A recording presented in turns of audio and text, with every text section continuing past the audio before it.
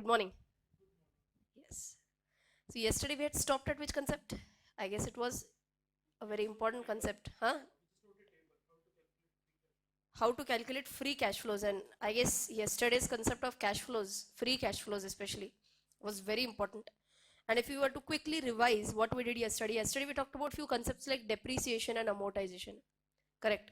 So what is depreciation and amortization? What is the common meaning? It deals with reduction in the value of the asset. Correct.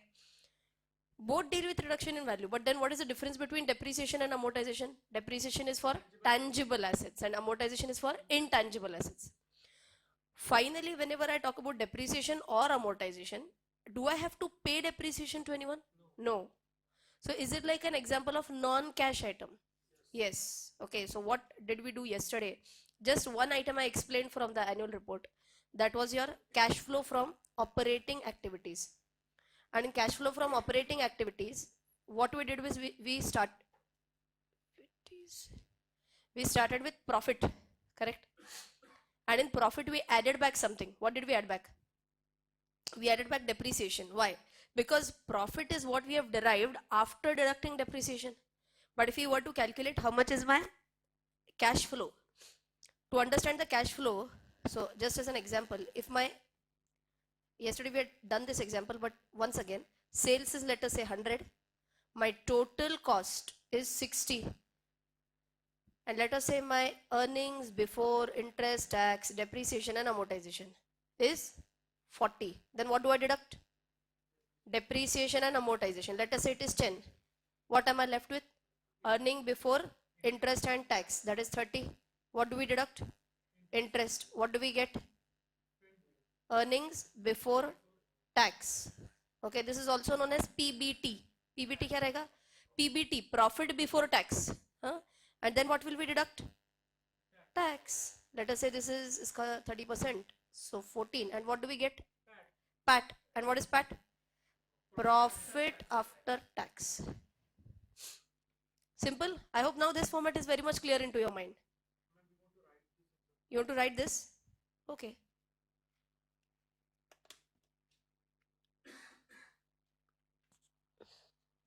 One minute before you write this, just quickly tell me if I assume, okay, if I'm assuming that all transactions are in cash. So all means sales, cost, interest, tax.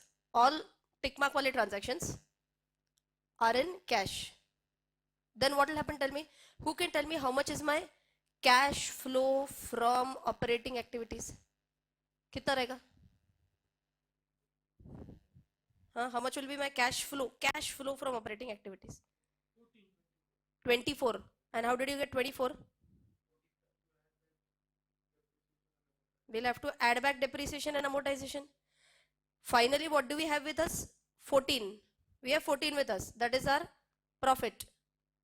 Profit is 14. But to get this 14, we have deducted depreciation and amortization of 10 rupees. Have I paid this cash to anyone? No. So what will I do? I'll add back. So I'll add back what? Depreciation and amortization. And how much is that? 10. So tell me how much is my cash flow from operation? That will be 24. Now I guess distinction between profit and cash flow is also clear now. Is this okay? Still some confusion? Oh, you have missed the class yesterday. चेहरे से ही समझ में आ गया कि full bouncer है. But others, those who were there with me, yes. एक बार लिख लो, लिखते लिखते just try to grasp it one more time. Still, if you have some doubt, we'll try to clarify that.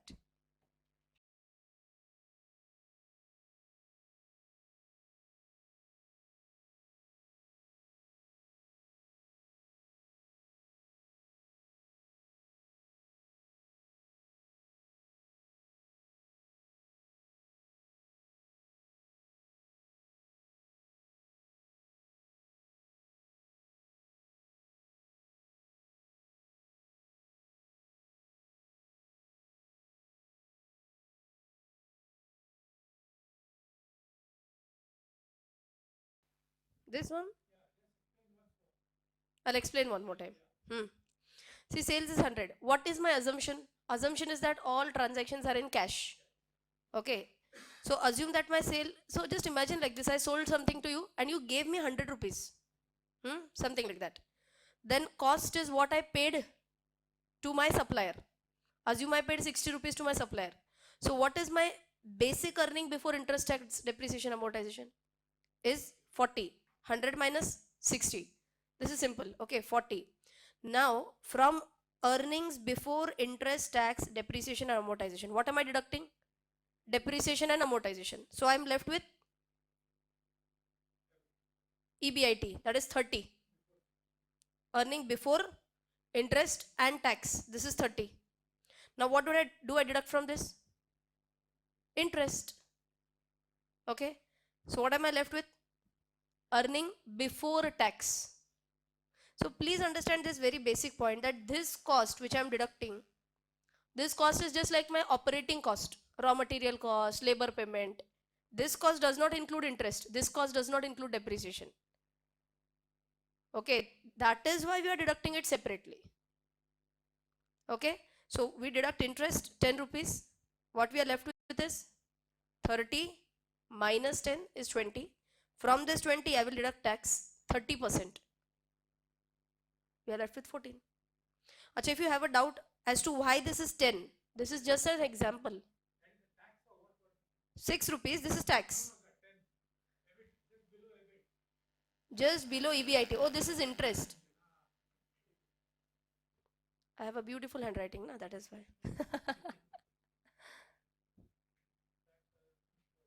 And why interest is 10 is just a random figure that I have taken. Huh? There is no calculation for this 10 rupees interest.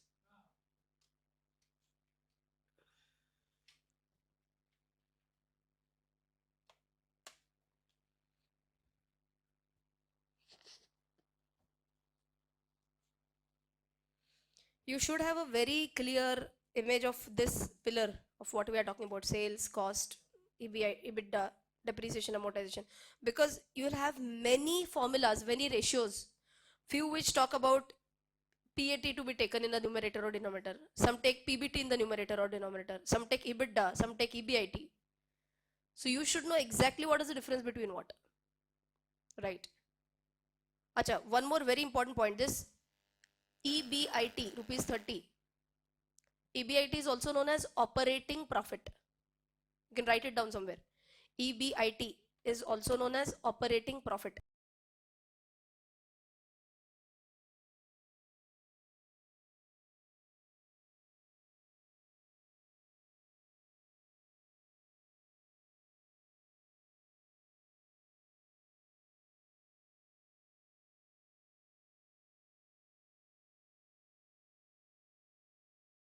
Is this okay? Yes. Operating profit. Yes.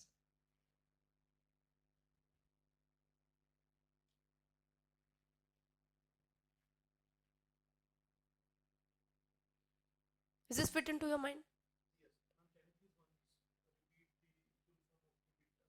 EBITDA ka full form. It's earning before interest, tax, depreciation and amortization.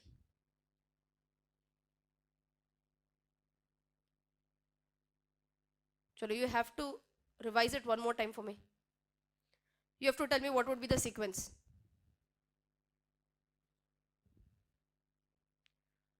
Anyone wants to try? Don't look into the notes. First, you will have, हाँ आप ही try करो. ये same pillar जो अभी हमने बनाया, अभी जो मैंने लिखा के दिया. You can try to revise it. What was that? First we have, एकदम on the top we have sales, right? From sales what do we deduct? Basic cost. Achha, what is this cost? What does this include? Your raw materials, your labor payments, your advertisement expenses, telephone expenses, wages, all these operations for what you require for your basic operations. These are deducted from here. Okay. Then what are we left with? Earnings before interest, tax, depreciation and amortization. Okay. From this, acha. From this what do we deduct? DA is what? Depreciation and amortization. What are we left with? EBIT. Earning before interest and tax. What is this known as? Operating profit. Can you think about why is it known as operating profit? Can I say this is the profit that I'm generating from my core operations again? Okay. What do we mean by core operations? What will this cost include? One more time, tell me. What will this cost include? Operating costs like what? Material. No, you can't say machinery. Machinery is your asset. Machinery is your asset, and depreciation on the asset is your expenditure. That will come here, depreciation and amortization. Okay. So your material, your labor payment, then your transportation, salary, advertisement, other admin expenses. Can I say these are all the expenses that are required to run my business? Right. So what I get is EBITDA. From that I deduct what? Depreciation and amortization. Why am I deducting depreciation? Is it like my cost only? Why is it my cost? Because my value of asset is reducing. So can I say this profit, EBIT, earning before interest and tax, is my profit from core operations? Correct? Now please understand, from here I am deducting only 2 points. Which 2 points? From here I am deducting what? Number 1, interest. What am I left with? Earning before tax, also known as profit before tax. And then what do I deduct? Tax. And what am I left with? Profit after tax. Okay till here. Now why am I calling that as operating profit? Let us understand. If I were to compare two companies, company A and B, let us assume this, company A and company B. Okay. Assume that दोनों का sale is 100, दोनों का cost is 40. For both EBITDA will be 60. Assume that depreciation amortization for both is 10. So these figures are random figures again. What is my earning before interest and tax? 50. Now what has happened is that A company is like a debt-free company. So interest will be 0. Debt-free company, na? So interest will be 0. And B has its major funding from interest, from debt. Okay, money required for the business. They have taken more from loan. If you remember, they have taken more loan funds rather than own funds. A lot of debt they have. So will you have a good amount of interest here? Yes. So assume, let us say interest is 20. Again 20, random figure. Okay. What is earning before tax? 50 and 30. What is tax? 30%. For companies it is 30% tax. Always. 15 and 9. 35 and 21. Tell me which company is better, A or B? A is better. Why? So now your analogy is different. So if you had not attended this lecture, so think that you are in day 1 of your lecture. It's our first day of fundamental analysis series. Just assume this. And if I told you that company A is making profit of 35, company B is making a profit of 21, which company is better? So you would have easily said 35, A company is better because profit is more than this profit. But do you really think we should compare these two profits or we should compare these two profits? Should you compare PAT or should you compare EBIT? PAT? PAT will give you a final picture, agreed. PAT will definitely give you a final picture. But assume that within 2 to 3 years, okay, I'll give you one more example. Let me just double the figures for B. Let us say this is 200, this will be 80, this will be 120. Everyone agrees? Depreciation amortization is 10 only. So here it will be 110. Depreciation amortization is 110. Interest is 20. This will be 90. This will be 30% will be 27, and this will be 63, na? Okay. Now what you might understand is that, so technically speaking, you might say that, okay, this is doing better than A. But don't compare directly, na? Because your turnover is how much? 100. Your turnover is 200. Okay. So it's a direct double of this. Correct? So ideally EBIT should have been a double of this. EBIT should have been, in our example, it should have been, number, tell me the number. It should have been 100. And what is the number? 110. Na? Number is 110. Why? This depreciation is a fixed cost. This did not double. With the same level of depreciation, I was able to earn a little bit more. Okay. Now assume that it has, again, this major cost which was, I mean, your profit decreased, agreed, but it was only because of interest element. Assume that in the coming future they repay the debt. They repay the debt. So this interest will be 0. So in that case the profit will be 110.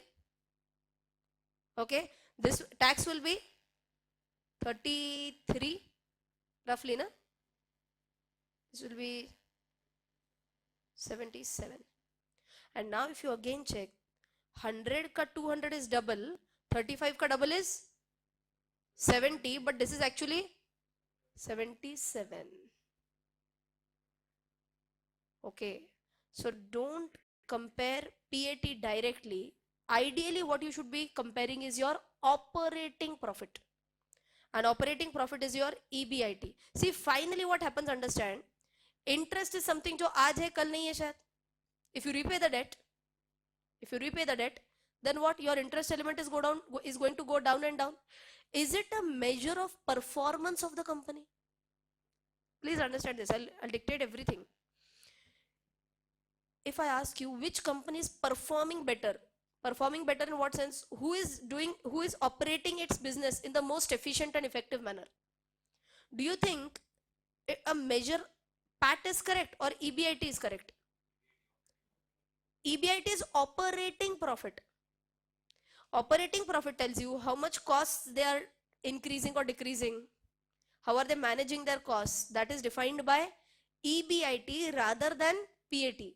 Because PAT के यहाँ पे या फिर even for PBT, finally interest is a big element that is a decider. And if interest is gone, the picture might totally change. So if you want to analyze a company from its operating perspective, which is a better ratio? What is a better figure? EBIT is a better figure. And believe it or not, in all important ratios which deal with profitability, किसने कितना कमाया, for that majority of the ratios, for understanding the operating competitiveness, we will be checking out EBIT. Okay, now I'll tell you the most unfortunate part. This format I'm sure is fit into everyone's mind now, but this is not the format of P&L. Profit and loss account format is a little bit different. Okay, the figures will be a little bit up and down, but finally we boil down to the same thing. So to understand how much is EBIT, we'll have to calculate EBIT. It is not directly available in the P&L. If you want to check how much is EBITDA, we'll have to calculate EBITDA. It's not directly given in the P&L. I really feel that it should be a part of, maybe अपने को थोड़ा काम ज़्यादा करना पड़ेगा इसके लिए होगा वो. I don't know why it is not given. Even I fail to understand. Ideally, if this is there in the P&L, it will be so easy for analysts also to directly calculate. But अपने यहाँ पे कैसे थोड़ा काम करवाते हैं ना analysts से. So that is why maybe this format does not hold true for any profit and loss account for the company. Okay, so with this format, we are going to talk about a very, very, very important ratio today, which is known as ROCE. What is ROCE? Return on capital employed. If you can repeat this, what is ROCE? Return on capital employed. So if you can just write down ROCE.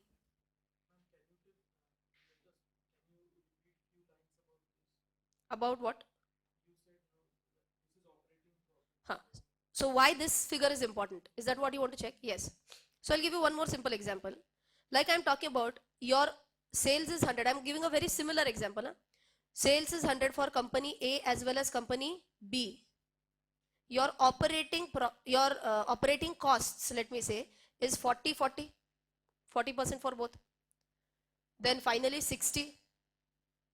Achha, I'll take a little bit different example. Let us say this is 30. Huh? So to understand this concept better, I'll change a little bit. See, finally company A and company B need not have EBITDA as same. Okay, so this is 60, this is 70. Then what do we deduct? Depreciation and amortization. Let this be same. So it will come down to, what will be my EBIT, everyone? EBIT will be 50 and 60. What is interest element? Assume that this is a debt-free company, so 0. And for B, assume it is 20. Now maybe you'll understand it in a better way. Let me just zoom it out a little bit. Okay, and tell me finally what is my earning before tax or profit before tax? 50 and 40. My tax is 30%, so 15 and 12. What is my profit after tax? 35 and 28. Everyone just have a good look at company A's and companies B's performance. I'll wait for a minute if you want. And you have to tell me which company is better, whether it is company A or company B.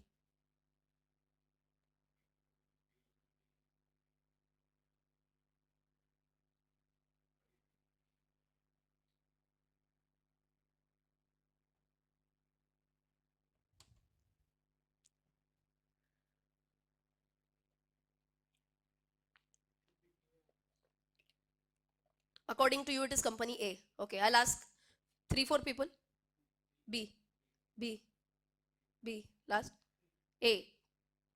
Good. So whenever I get a mix, I feel very nice. Now let us understand. For a layman, okay, if you have not done a lot of financial analysis, for anyone, A will be better. Why?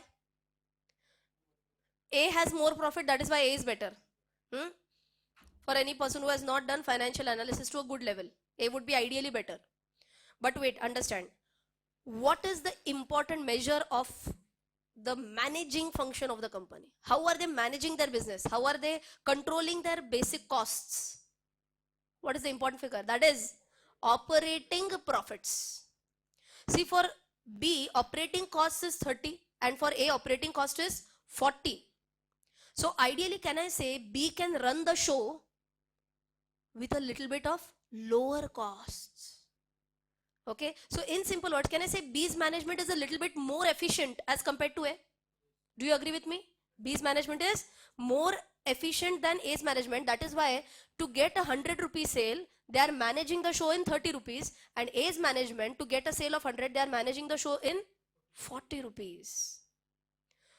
So EBITDA is 60 and 70. Depreciation amortization is 10. What is this figure? I've told you many times. One more time, repeat it for me. This is operating profit. Okay. Operating profit is 50 and 60. Now, can I say B's performance is definitely better as compared to A? Their core operations are earning more revenue as compared to A. Then why did we say A is better? 1, 2, you said A is better. Why? Because their final profitability is more. Wait, now let us take this change in case. See, ideally they're earning more operating profit. So at some point of time they'll have more money. If they have more money, will they repay the debt? Will they repay the debt? Yes. If they repay the debt, what will happen? Their interest will be gone down. So let me now take a revised position. This is, now let us say 0. Now the fresh EBT will be 60. Their tax will be 18.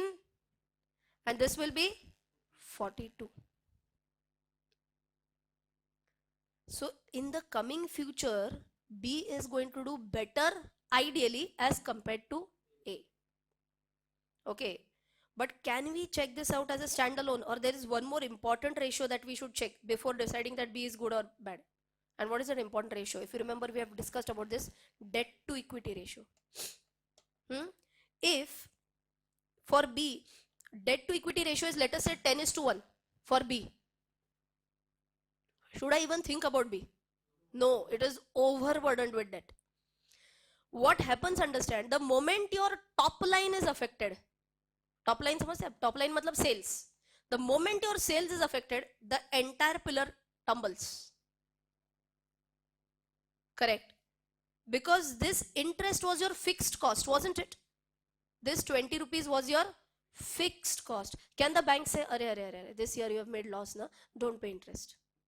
Will bank say this? No, you have to pay this 20 rupees come what may.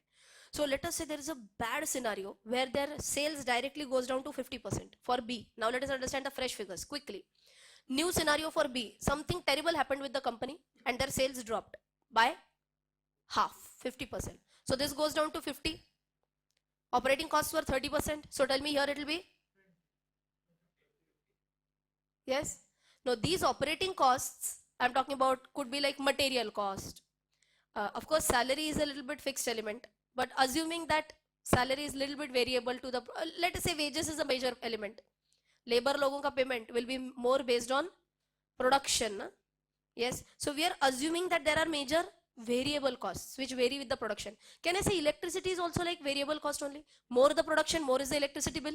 Lesser the production, lesser will be the electricity bill. Okay. But these operating costs, if you remember, we had also taken advertisements. That is going to be a little bit not directly related to production. Achha, what about transportation costs? Can I say will be a little bit related to production? Why? Higher your production, higher will be your transportation cost, na? Raw material lana, finished goods bechna. So your transportation cost is also going to be linked with your production. But there are few elements like salary which might not be directly proportional to your production. Can you tell your employees this month na our production is down, so you'll get that much salary only, 30% salary only? We can't say that to our employees. It has to be kept constant at some level. Okay, so we may say that ideally iska 30% is operating cost, let us say. So iska 30% will come to 15, but let us take it a little bit higher to 20. Why did I take it to 20? Because there is some element of fixed cost. Now I can't take it proportionally down to 30 by 30%. Is this okay? Have you understood the logic? Yes. So tell me, what is my EBITDA? 30. What is my depreciation amortization? Is this a fixed cost? Yes, depreciation is going to remain same come what may. Okay, will we reduce the depreciation just because our sales is less? Value of asset utna hi kam hone wala hai. Okay, now what do we go at? 20. What is the interest cost? 20 gone. Are you getting my point? So what went wrong? Their debt was very high. That is why this problem happened. So whenever debt is very high, what is the biggest threat? Your sales numbers crash and you are out. Okay, so what is very important, if you are checking out any specific company, let me repeat, rather than PAT, you could check EBIT, which is your operating profit from your core operations, how much you are getting, but don't check this as a standalone ratio. Always compare it with one more ratio. And what is that one more ratio? No, one more ratio is your debt to equity. If this is not very high, what was our maximum, tell me? 2:1. Assume this is 2:1. Still can I go ahead with B as my final decision? Because I can see that B might grow at a higher rate as compared to A, because their operating profit is higher. समझ रहा है क्या analysis? Sinking down or not? Little bit. थोड़ा. हाँ, exactly. You will get it with more and more of practice for sure. This is not, see, had this been so easy, then everybody would have done it immediately, na? Within few seconds. Okay, but I feel still you should be in a position to get it with more and more practice. Maybe I can just take a last and a quick example. Let me see, for those who have understood, at least you can think immediately or not. Last example, a very quick example, no? Sales, operating costs, EBITDA, then depreciation, amortization, then operating profit, then interest, then EBT, then tax, then EAT, या फिर PAT. See, only with 3 or 4 times of repetition. Now this was very easy. When I discussed this for the first time today, you were like, बाप रे, किसकी बात क्या आ रहा है? And now just by repeating this for the 3rd or 4th time, everyone is getting it into your mind very easily. So quickly tell me, company A and company B, two different companies. Sales is 100 and 100. Operating cost, to achieve this 100 rupees sale, focus, to achieve this 100 rupees sale, A incurs 40 rupees, B incurs 30 rupees. EBITDA is 60 and 70. Depreciation 10 for both. EBIT is 50 and 60. A, our assumption was what? It's a debt-free company. Here we are assuming debt, 20 rupees. What is EBT? 50 and 40. Tax was 15 and 12. 35 and 28. Just by looking at PAT, A was better. But don't think about today. In fundamental analysis, we have to think about what will happen tomorrow. That is fundamental analysis. Don't analyze only current year's financial statements. See, if you are understanding only current year's financial statements, that value is already there for that share. एक आध share का जो valuation है, whatever current market price the company is having, that is based on current year's financials. If you are not able to look forward, what will happen after 2 years? What will happen after 3 years? What will happen after 5 years? If you are not able to predict what would be the moment in the future based on this year's financials, then it's of no use. Okay, so what is the prediction? What is the analysis? Analysis is that operating profit is higher for everyone. Operating profit is higher for B. So ideally B should be in a position to generate more profits in the coming days. If they are able to generate more profits in the coming days, then their interest cost is going to go down. If their interest cost goes down, their PAT will eventually rise. And that is why ideally B should be a better investment as compared to A. B should ideally give me more returns as compared to A. Yes, now I can see that smile on many faces. Now it's better. Correct? Can we go on now? Yes, we are on a very important ratio, that is ROCE, return on capital employed.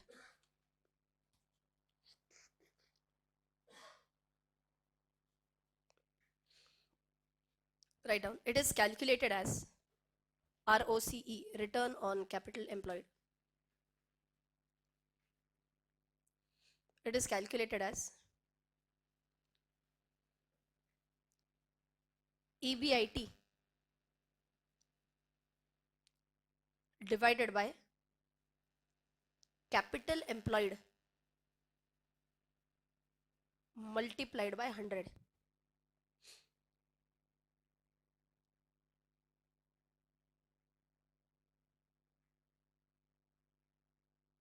EBIT is what? Earning before interest tax divided by capital employed multiplied by 100. Now we must know what is capital employed. What is capital? Tell me. What was our capital? To run the business. Whatever main funds we have raised to run the business. And if you remember, I can run the business with 2 types of funds. Own funds, loan funds. So my total capital employed could be a combination of loan funds, own funds, matlab equity and debt. So in simple words, how will I calculate capital employed? Tell me.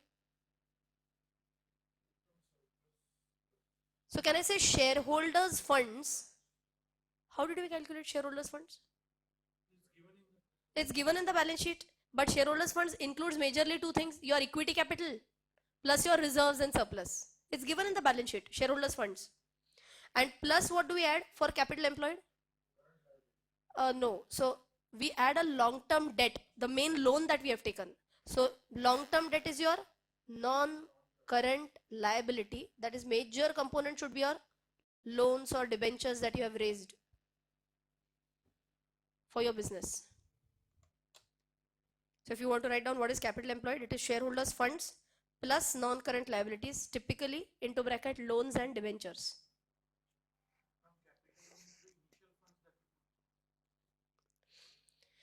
Capital is generally the initial funds, but if you remember, I told you a follow-on public offer for expansion. See, capital is like the core fund of the business. That is capital.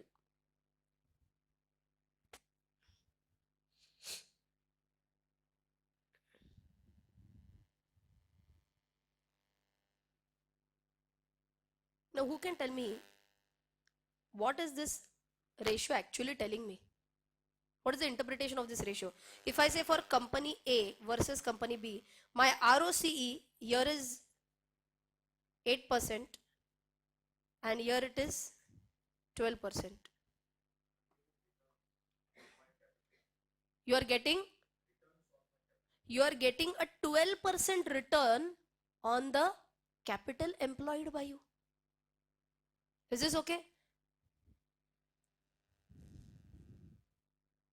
5% and 6%. Which company is better, A or B? B. So in simple words, can I say, if I've invested 100 rupees in A, I'm going to get a return of 5 as the operating profit. But in B, I'm going to get a return of 6 as an operating profit.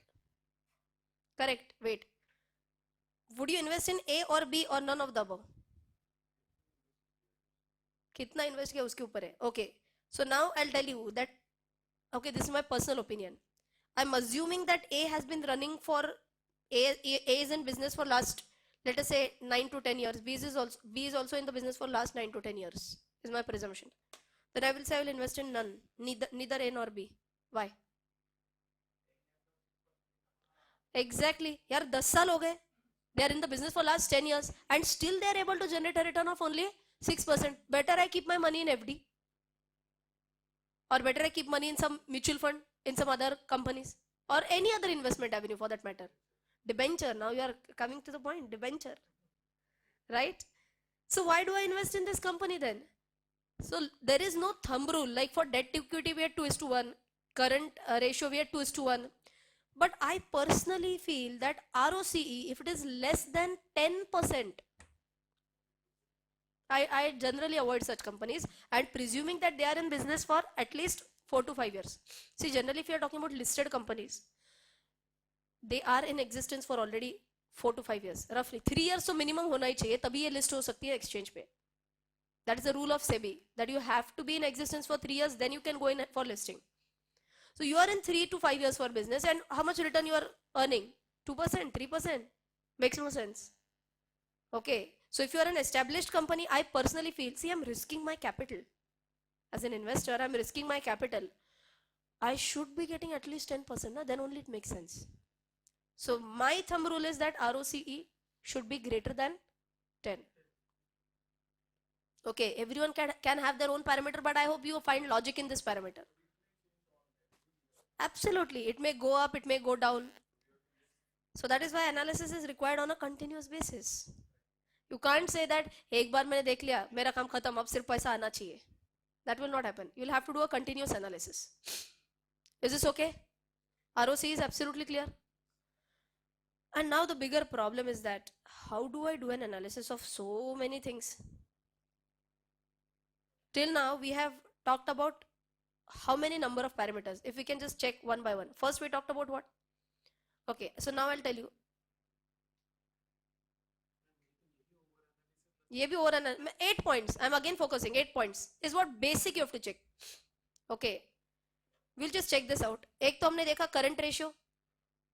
Current ratio के लिए हमने क्या बोला था? Current assets divided by current liabilities. We talked about current ratio. Then we talked about what? Debt to equity ratio. Today we talked about what? ROCE. What is ROCE? return on capital employed. Correct? Fourth parameter, which was a very important parameter that we checked yesterday, was your free cash flows.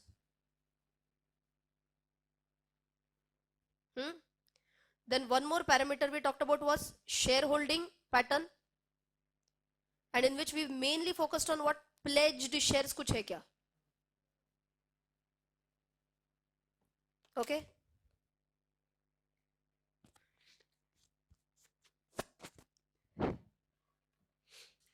After this, we are going to talk about one more important parameter right away, which is your inventory turnover ratio.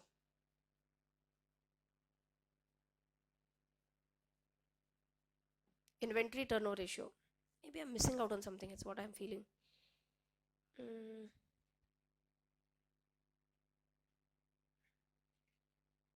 ठीक है, I do have it saved on my laptop.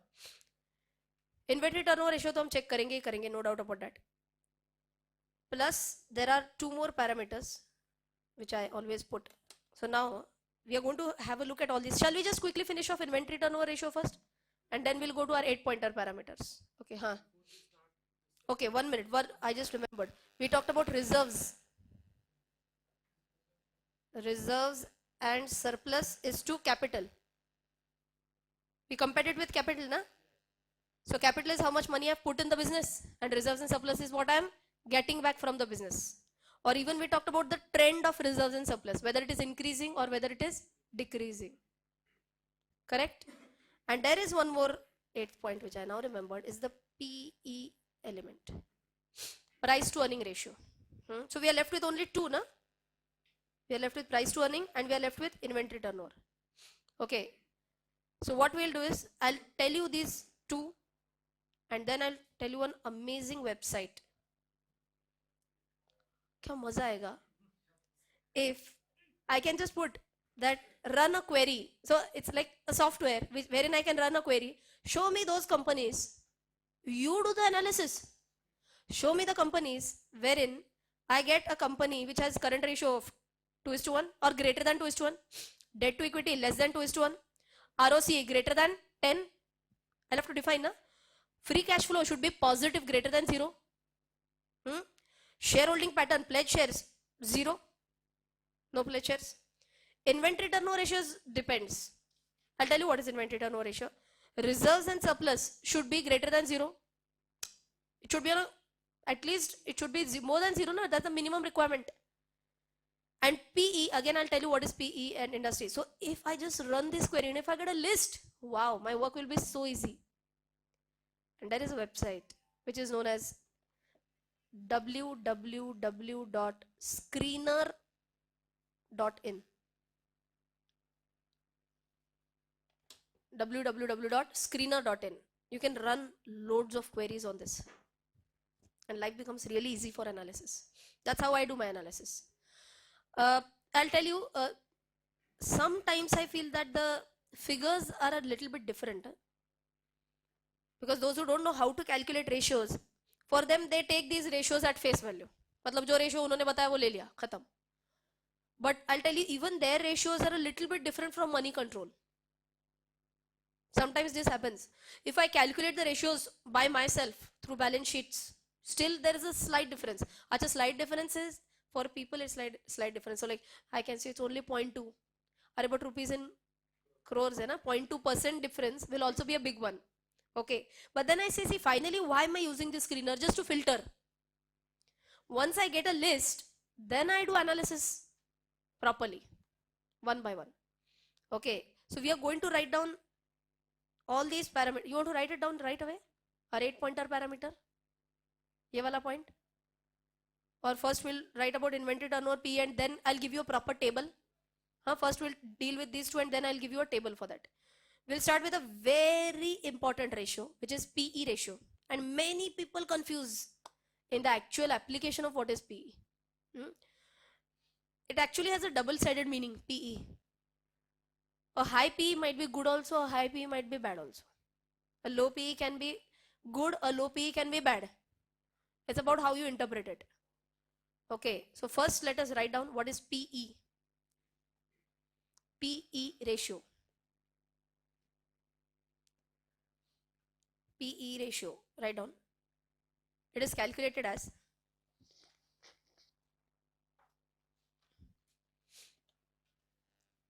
market price per share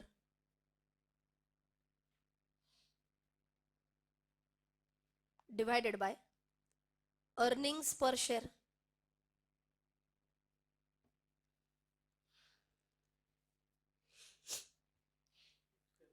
market price per share divided by earnings per share.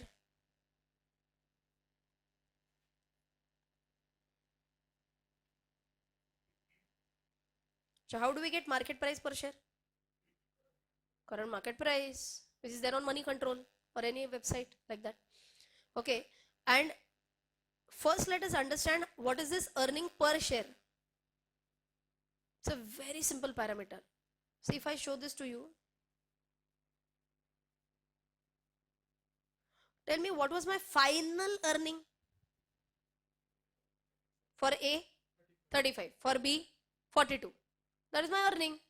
But this is the total earning. See, earning means what? PAT.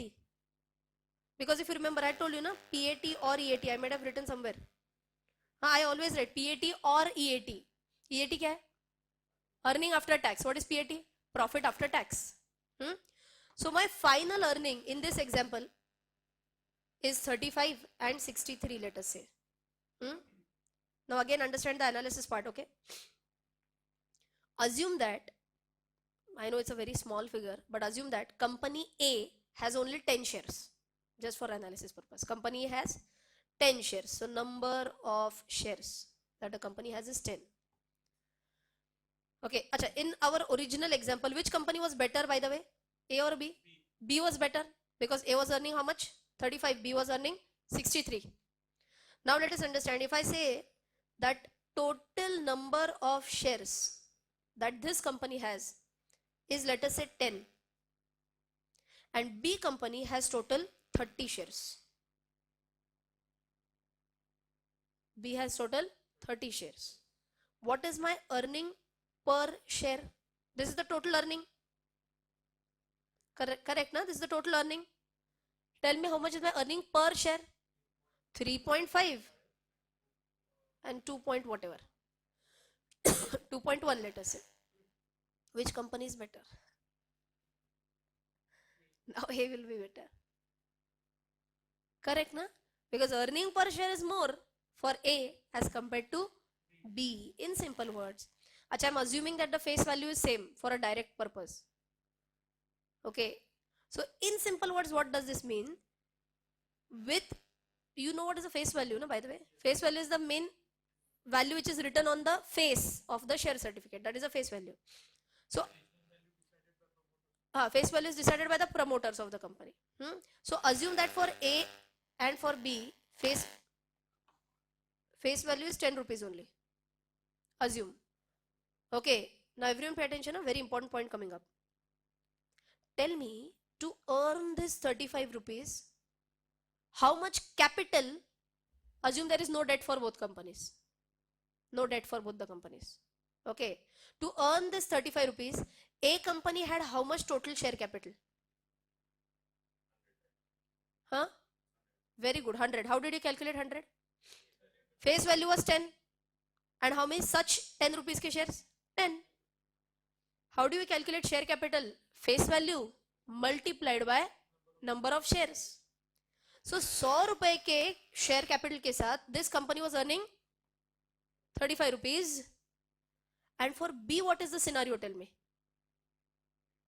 You don't tell. But tell me for B, how much is share capital? 300. How 300? Number of shares multiplied by face value. So share capital for B will be 300. So what is my analysis now? Understand very carefully. With 100 rupees of capital, A is in a position to earn 35, and with 300 rupees of capital, B is able to earn 63 only. Are you getting me? I'll repeat one more time. I hope you are getting this. With 100 rupees of capital, A was able to earn how much? 35. And for B, with 300 rupees of capital, they were able to earn only 63. So who is operating more efficiently? It's actually A which is operating more efficiently. Why? Let us understand. Agar A को भी instead of 100, if we give 300 capital, so उनके पास ज़्यादा पैसा गया. Can they invest more into plant and machinery? More plant and machinery, more resources, more turnover. So ideally, simple 8th standard ratio analysis. With 100 rupees of capital, if A is able to earn an earnings of 35, with 300 of capital, how much can they earn? Simple, na? So it will be how much? 105. Correct. And now compare B and A. Who is better? A is better. Are you getting my point? Yes. Now analysis is becoming real analysis. So that's why I always tell, don't look at only one parameter and decide. What is one parameter to decide? EBIT. किसको operating profit ज़्यादा है? Understand this. A, B. A का operating profit is 100, B का operating profit is 200. Clearly, who is the winner? B is the clear winner because they are earning more operating profit. But then if I say that capital employed is 1000 and capital employed is 5000.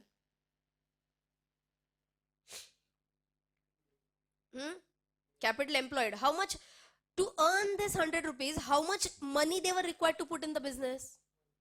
For A it was 1000 and for B it was 5000. So again, see, I have to make these A and B comparable, na? To make comparable, I have to compare their capital. Again, it's standard ratio analysis. For 1000 of capital, A is earning 100. If they receive 5000 capital, how much can be their EBIT? Basic math, it will be 500. And now compare 500 with 200. Then I can say A is better. Okay. ये सब पूरे झमेले में क्या कर रहे हैं हम? We are calculating only one ratio, and that is ROCE. That's what we are calculating right now. Return on capital employed. Acha, by the way, in my example, it's debt is 0, is my assumption, to make simplicity of calculations. Debt जितना आएगा वो भी add up हो जाएगा in the capital. Are you getting my point? So are you going to check only operating profit, or you are also going to check operating profit plus ROCE? See, that's how we give points ना. मैंने बोला ना 8 में से point देंगे जिसके ज़्यादा point आए. I feel that is a better company. करता है कहा? Okay. So if I look only at one parameter, EBIT, then who would have been the winner? B would have been the winner. But I can't compare operating profit directly. I'll have to check to generate this profit, how much money was invested in it. And if I'm comparing this, which ratio am I coming down to? I'm coming down to the ratio of ROCE only, return on capital employed. Is this okay now? Yes? Huh? Now let us again move on to PE ratio. Why did we jump here? Because to calculate this, we talked about how much is earning per share. We jumped to this because we were calculating earning per share. So one last time. How much is earning? 35. How much is earning? 63. What is this earning? PAT. PAT क्या है? Profit after tax is 35 and 63. How much are the number of shares? 10 and 30. Different number of shares. So how much is EPS? 35. Sorry, 3.5 and 2.1. So who is having a better EPS? A. A is having a better EPS. Why did we calculate EPS, by the way? Because we are talking about PE ratio. And in PE ratio, there are two parameters. One is a market price, which we can get from money control. And EPS is what we calculated right now. Earning per share. But I'll tell you, still our headache is reduced by a major chunk. Why? Can we get this figure ready-made? Earning per share? And answer is yes. Okay, this earning per share figure is very clearly given in the profit and loss account. in profit and loss account, if I go down and down and down, see here you can see basic earning per equity share is 47.63. See, there are two major concepts, basic EPS and diluted EPS. Diluted EPS is a very tricky concept, and we can ignore this for our analysis part also. This is taught in directly CA final. What is a diluted EPS? And we do have calculations on how to calculate the diluted EPS. So just forget about it right now. We are not interested in this. Okay, as an analyst, I am going to focus more on basic EPS. And how much is basic EPS? 47. Now quickly tell me, just have a look at this. Previous year ka EPS was, current year EPS is the company doing better as compared to the previous year? Yes, देखो एक second में पता चल गया अभी. Correct? What is the simple thought process behind this? Per share, एक share के पीछे company कितना कमा पाई? How much company was able to earn with one share? That is an earning per share. So now if you were to quickly write down, how do I get these two figures? The top figure, price per share, we can get from any website like Money Control, BSE India, NSE India, wherever. And where do we get earning per share? Annual report. Simple? Yes. Now I'll show you Money Control first.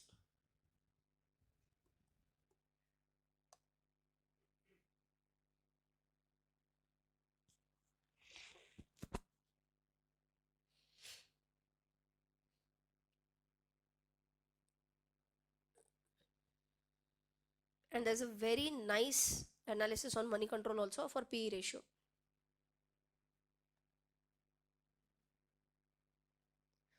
So the calculation part is understood now, everyone, how PE ratio is calculated. But anyways, do we need to calculate it is the question now.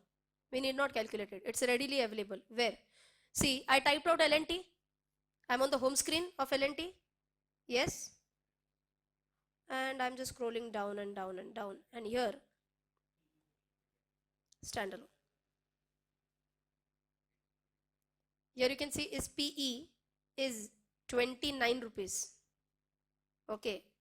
And here you can see is EPS 47.59 trailing 12 months. See, I told you that thoda bahut farak rehta hai. I don't know why there's a difference, but I told you na in the beginning also that point something difference you will find. But I feel it's okay na. Itna jig karne se acha I'm getting all these, and I'm using that as a filter. If I get to know the companies, then I'll download the annual reports also. But how many annual reports to download? Can I download 100 and study all? No, it's impossible, humanly impossible. If you are full time into share market also, that is I feel nonsense. If you are downloading all 100,000 all annual reports, first put some filter and analyze few. Correct? So what are we saying? Earning per share is 47.59 and the PE, acha, by the way, you know this TTM. TTM is a trailing 12 month. Trailing 12 month is past 12 months. Past 12 months ka earning is 47.59. Okay. And what is the PE? 29. Earning per share का तो meaning समझ में आया. My total earning divided by, how do we calculate it? EPS. My PAT divided by total number of shares is how I get a EPS. You want to write down this formula also? How EPS is calculated? It's very much readily available on any website, but you should know how this is calculated. Okay, so write down EPS is equal to EPS, earning per share, is equal to PAT, profit after tax, divided by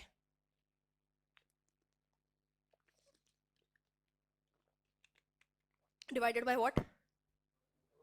Total number of shares. I'm not sure whether we'll be able to match this exactly or not, but we'll try it out at least. Achha, where do I get PAT? Everything on Money Control if you were to check. Financials. Okay.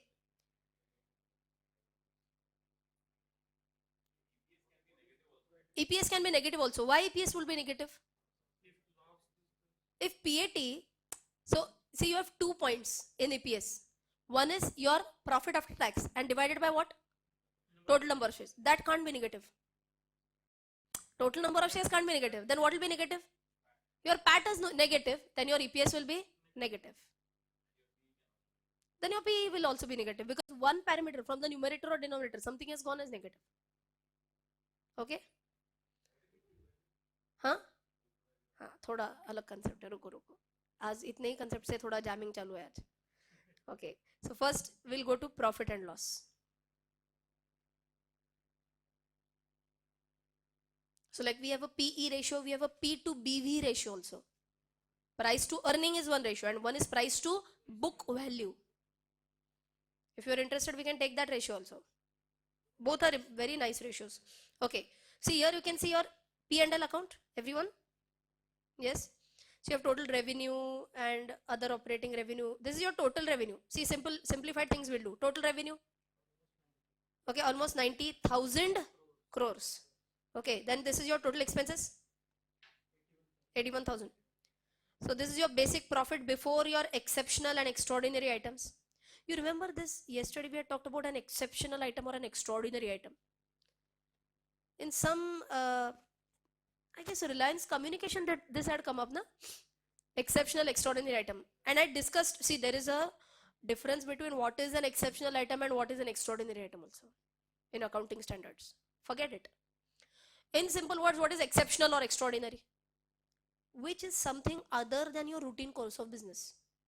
Quickly tell me, loss by earthquake is an exceptional item. So it could happen that I'm analyzing some company, okay, or loss by tsunami. This is an exceptional or an extraordinary item, na? See, if I'm checking out some company from Tamil Nadu and assume that there was a tsunami, few years ago there was a tsunami, and uski wajah se losses have increased. But can I say it means that the company has gone bad like anything? No. Is this a recurring item? Ideally, no. It's a one-time activity, na? So can I say it's like an exceptional or extraordinary activity? Yes. So whenever I'm doing an analysis, I should ideally ignore this one, because these are just like one times or one or two times. Okay. In Reliance Communication, I guess we had some sale of asset, because of which there was a huge profit. Should I consider that company is doing very well? Wow, what a big profit. This is an exceptional item, so ignore that. Right? Yes, yes, it did. Okay, so exceptional item. Then we have what? Profit or loss before tax. What is this? EBT or PBT. Then you have tax, again deferred tax, just ignore as of now. A very tricky concept. Deferred is like in the near future these tax amounts will be adjusted, but it's a very tricky concept, just forget it. Taxes, current tax is what they are paying, na, majorly. Okay, then finally what will you have? Profit or loss for the period. So in simple words, this is like PBT, total tax, and PAT. Okay,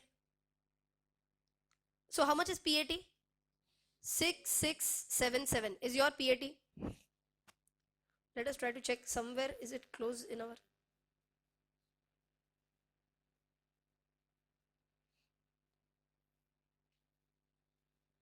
Yes. See this? How is it presented in our P&L? Profit. See, profit before tax. This is your tax expense, and this is your profit after tax. Now sounds familiar? Yes. Profit after tax is how much? If you can just write this in rough somewhere. In rough, 6677.70. What is this? PAT. Correct. I have to divide this with what? My God. Now, where do I find out total number of shares? So for that, very good. I have to go to shareholding pattern. You remember this tab? Shareholding pattern we have discussed.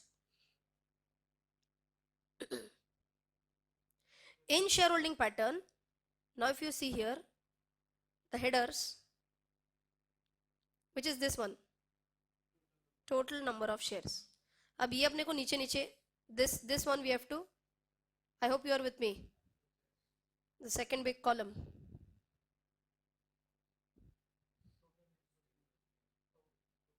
This is the total number of shares. My God, how much is this? 13 crores, is it? 13 crore 80 lakhs 39, no, 138 crores, 138 crores.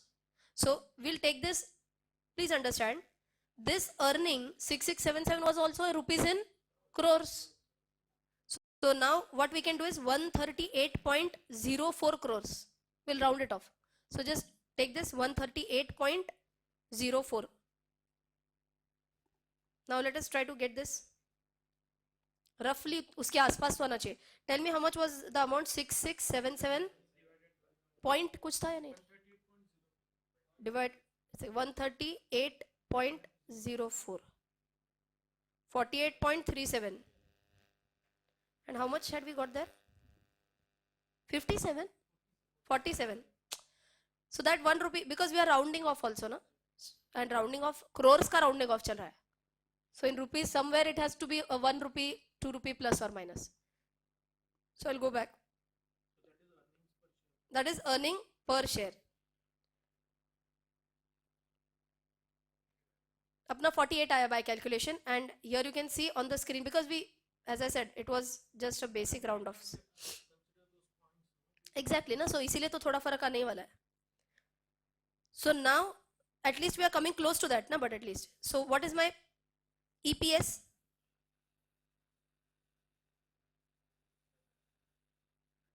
So consolidated. See here also standalone, consolidated, and now you know these points. So what were we checking right now? Standalone. Is this correct? Roughly 48. अपना roughly उतना आ गया. So now you should at least be able to understand कहाँ से आया ये EPS. Your calculation should at least go close to that. Might not be perfect to the decimals because we are ignoring certain decimals and all that. Okay, so we understood what is what is earning per share. Now what is important? We are calculating PE, price divided by earning. Okay. So if my PE is coming to 29.5, let me just check again. ये price is roughly around 1403. Okay, roughly 1403 divided by EPS 47.59. Correct, na? Are you understanding or not? How PE is calculated? Market price divided by earning per share. See, I'll do it on the screen for you. 1 minute. Tell me how much is the market price? 1403. Ignore the decimals as of now. Divided by, tell me how much was the EPS? 47.59. It's coming to roughly 29.48. And let us check यहाँ पे कितना है? Very close. Correct? So that is how we calculate a PE ratio. Have you understood?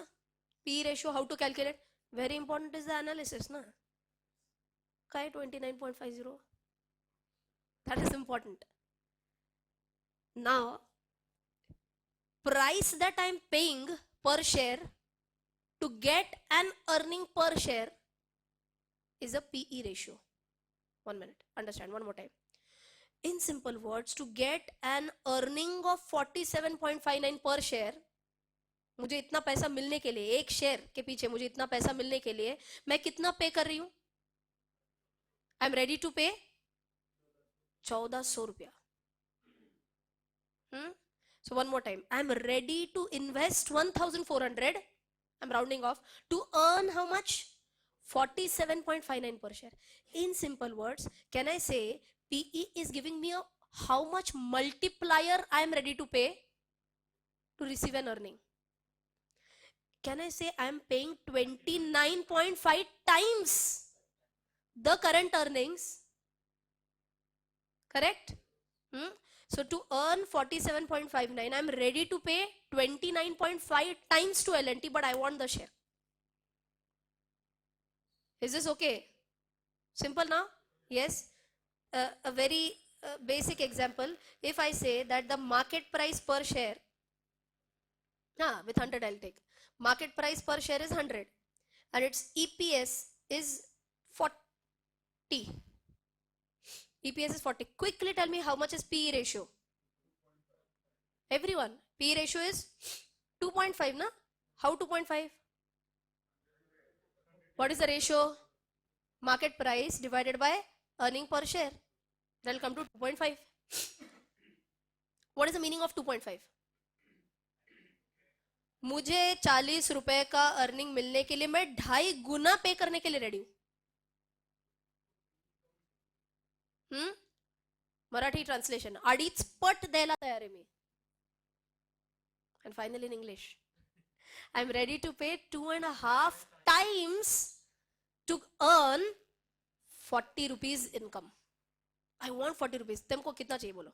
I'm ready to pay 2.5 times.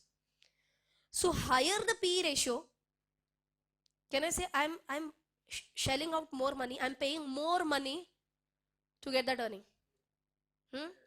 Higher the P, who can tell me? Is the stock going more and more expensive if the P is going up and up? Yes. The stock is becoming more and more expensive if the P is going more and more up. And lesser the P ratio, the stock is cheaper. The first interpretation. Higher the P, costlier is the stock. Lower the P, cheaper is the stock, because I'm paying less to earn that much earning if the P is lower, and I'm paying more if that P is higher. Simple. I'll dictate everything, but first pay attention. That is the first interpretation of P. But then you would ask me, kitna hona chahiye? Should it be 10, 20, 30? Is there any formula? Is there any limit? Answer is no. Oh no, there's no limit. Then how can we check? So I'll tell you a very simple rule that I use. Now, PE of L&T is 29.5. I don't know whether 29.5 is costly or cheaper. But then what could be a simple logic? I'll check that L&T is into infra. So let me check who all are its peers. You understand a peer? Peer is a competitor.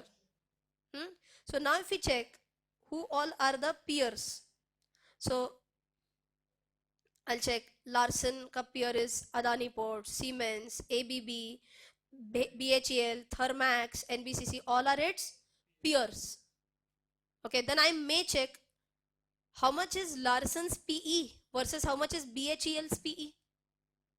Then I can check how much is Larsen's PE, how much is Siemens PE, and then compare with everything. No? Itna karte baithenge? We'll compare each and every. No. So it would be great that if I get an average PE of all these, average PE of all the competitors, correct na? This average PE of all the competitors, can I say it's like an industry PE? Which industry? This L&T ka jo industry hai, infrastructure. So if you see here, L&T, whenever you type L&T, you will also find the sector. Sector is what? Infrastructure. And that is how for every company you will find a sector allocation.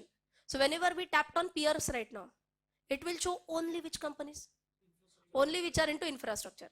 So as I told you, first I'll compare L&T with BHEL, then I'll compare L&T with Siemens, I'll compare L&T with Adani Ports. Itna kaun karte baithega?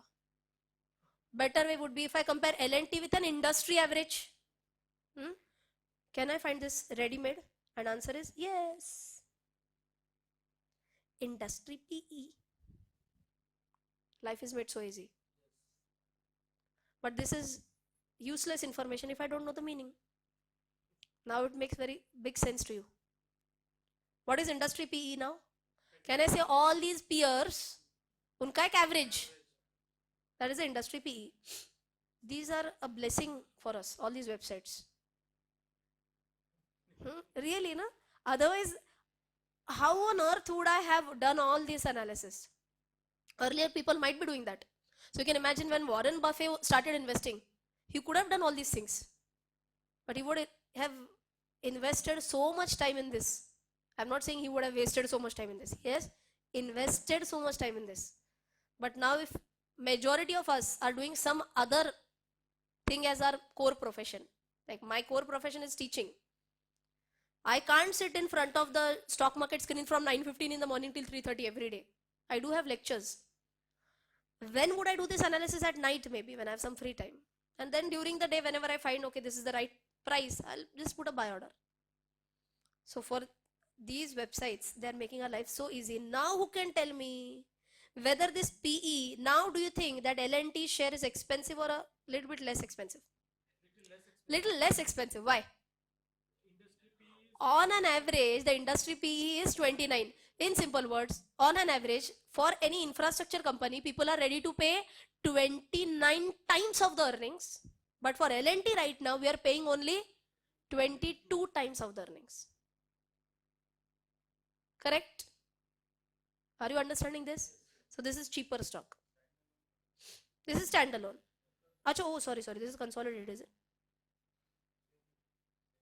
Oh, now it is same. So कैसा interpretation change हो गया? For standalone, it is 29 and industry PE is also 29. We'll just check for BHEL because that was also one of the peer, na? So in simple words, for this, it's like at par. Maybe cheap, maybe expensive. For that, then we'll have to compute what could happen after 1 year. Okay, what could happen after 1 year? There are certain valuation models wherein we check what is the current EBIT, operating profit. What is the current operating profit? What could be the operating profit or EBITDA? Now everyone knows these terms. What is the current EBITDA? What would be the future EBITDA? We calculate. And then we calculate a rough price. Ideally, what should be the price after 1 year? You want to learn one valuation model? There could be on an average 20 valuation models, 25 as we discussed yesterday. Over analysis is paralysis. So I can teach you all 25 valuation models also, but what are you going to do with that? Okay, anyways we have 8 parameters first of all, plus we are going to do some economy analysis, some industry analysis, management analysis, and plus if you start doing valuation models, you will go mad. Full time yahi karte baito. Okay, absolutely. It happens na. You feel, you have seen that movie na, Tare Zameen Par. In that, at one point of time, all the figures and digits from his notebook start dancing in front of his eyes. That is what will happen with you all also. Okay, so don't do over analysis, right? But for sure, if you are interested, I can teach you one valuation model to calculate what could be the expected price after 1 year. Okay, please understand, all these valuation models are based on expected earnings. Expectation is wrong, your prediction is wrong, you are down and dusted. Okay, so take that as one of the parameters. Again, same thing we are repeating time and over again. Okay, so if I were to check for, I'll tell you one which I use oftenly, the earning value model. I'll discuss that later. BHEL.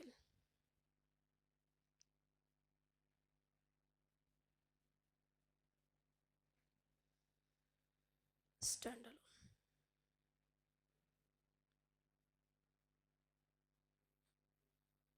इसका industry P अलग क्यों दिखाई दे रहा है? My God. हाँ, क्या क्या है? Infra only na? Oh, sorry. Which one was that? There was one more na? GMR. Ideally, this is also somewhere related to infrastructure. Huh?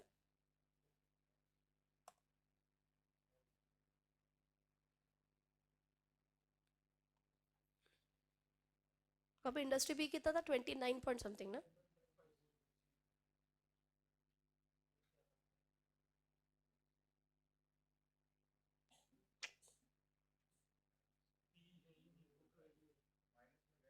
Minus में गया होगा ये may be.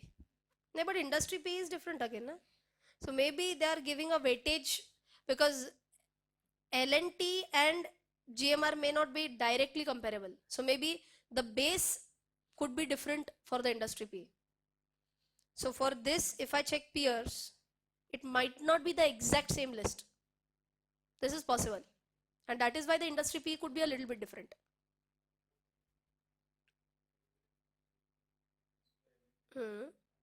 Last one is there. See, this exact list might not be the same for L&T. Huh? Exactly. So that's what I'm saying, na? That L&T is not only in a specific category. L&T has loads and loads of different businesses. So maybe while computing the industry P for L&T, they might have taken a little bit portion of construction. They might have taken a little bit portion of infra. In fact, IT also they have one more L&T IT. Some weightage they might have given in a separate sense. Okay, but in general, if you check now for GMR Infra, PE, what do we have to compare basically? इसके तो है ही नहीं PE. But what do we check? We compare what versus what? The company PE versus the industry PE is what we have to check. So for example, for BHEL, PE is 18 and the industry PE is 15. Okay, can I say it's a little bit overvalued? Yes. I had just checked this almost a year ago. I'm not sure. Let me just try to track this. This was really very expensive. Asian Paints. We have not discussed about this company in the entire lecture series till date.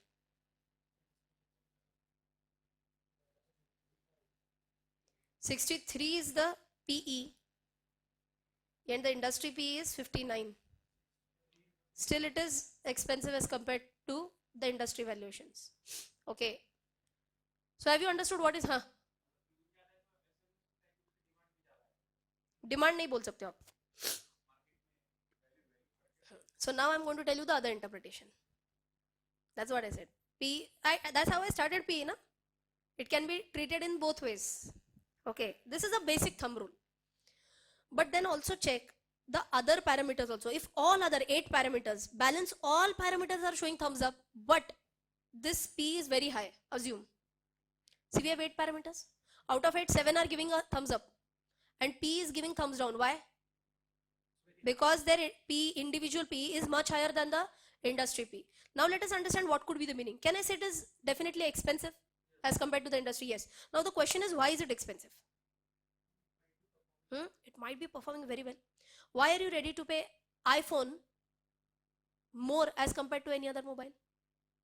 You will pay 70,000 for an iPhone, but you will pay only 50,000 for a very similar phone which has all the features, but you are ready to pay maximum 50,000 for other phone. You will say, iPhone. You ask that person buying an iPhone, क्या है इसमें नया? It is iPhone. About what features are? iPhone, boss. He'll not know any features of that also. But just because it's an iPhone, he knows that the quality is good. He can't even define quality maybe. Someone has told him that security is good. And that is why it is good. Finish. End of the story. AirPods. You might have seen the AirPods, the latest AirPods. It's costing 18,000 rupees.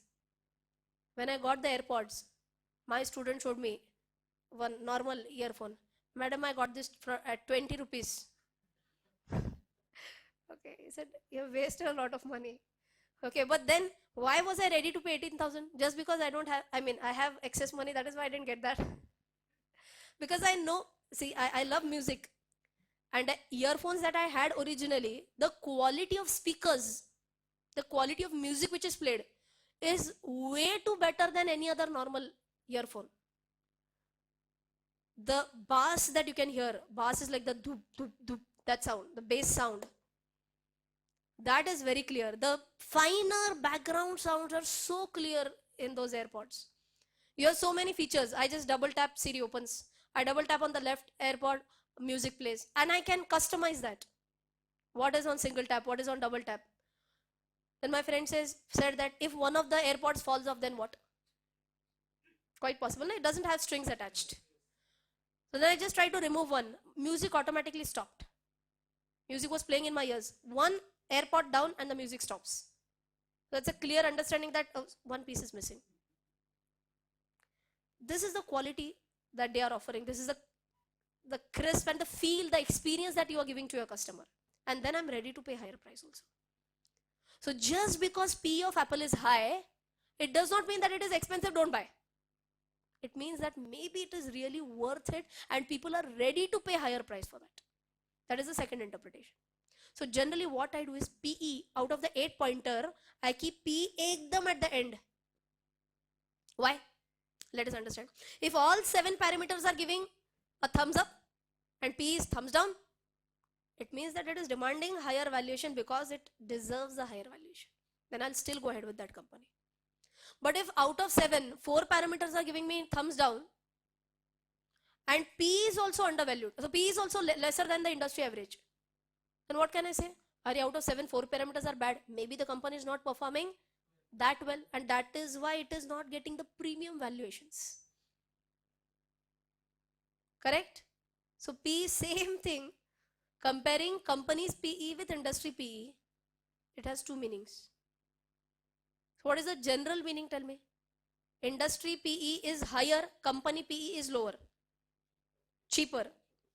Routine scenario, we should buy or sell. Routine scenario, we should buy. But also, before buying, understand why is it cheaper.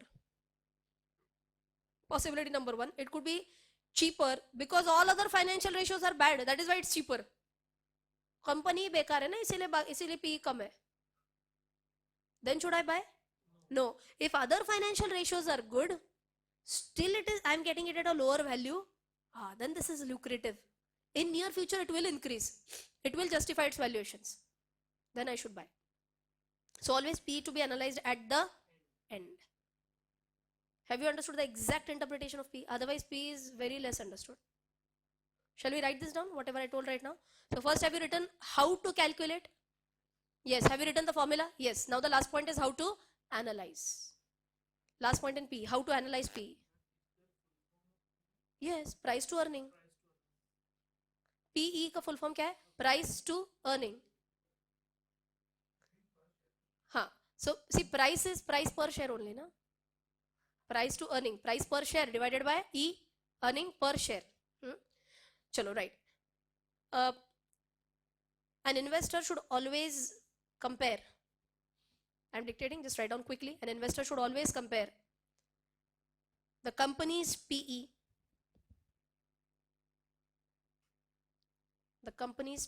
with industry PE. Company's PE with industry PE.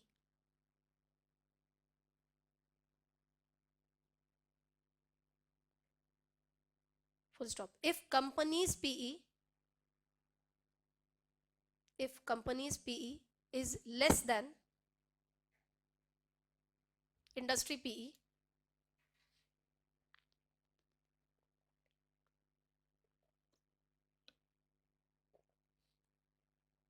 then what? Buy or sell? Then we should buy or then we should sell? Ideally, we should buy.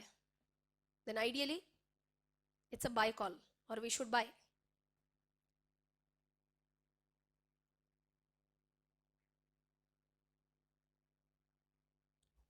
Why we should buy? Because ideally it is cheaper. Have you written this word? It is cheaper or no? No. We have not written right now, na? So write down. This is because we are getting the share. We are getting the share at a cheaper price, or at a cheaper valuation is a better word. We are getting the share at a cheaper valuation as compared to the industry average. As compared to the industry average.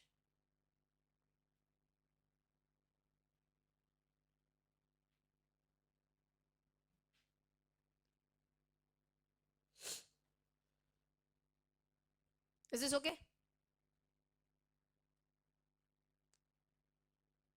Vice versa लिखने की जरूरत नहीं है ना? Vice versa means what? Tell me orally. If the company P is higher than the industry P, then it is ideally expensive. So ideally we should not buy. No need to write down. Exactly opposite position. But what could be a second interpretation of this? What could be a second interpretation? We also have to understand why is it having a lower why is it having a lower PE? This could be possible if other ratios are not good. Okay. In this case, we should be very cautious while buying on PE note. So we'll just write this down. An investor must also understand. An investor must also understand the reason behind cheaper valuations.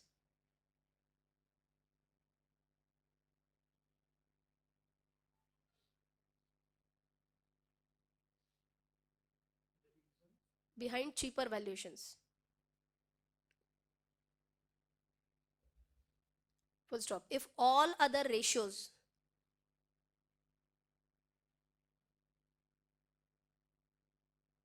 are showing a negative picture, if all other ratios are showing a negative picture,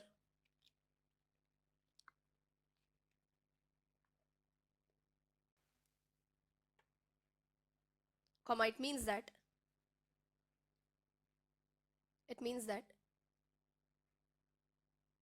what does it mean? Tell me. It means that company is deserving a good valuation or company is not deserving a good valuation. Company is not deserving a good valuation.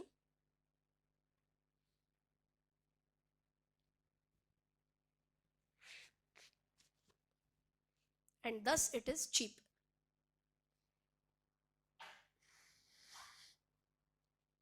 And thus it is cheap.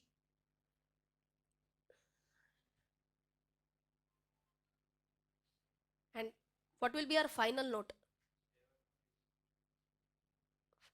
Okay, so thus it, and that is why we could stay away from this company. That is okay. But what is the most important point? That is why, see, P we interpreted in two exactly opposite ways, na? एक तो हमने क्या बोला? It is lower than industry P. Wow, good, buy it. And second time what we are saying, or it is lower than industry P. Oh, it might not be getting good valuations. It might not be performing well. Don't buy it. We have given exactly opposite interpretations. Then how do we decide whether buy or sell?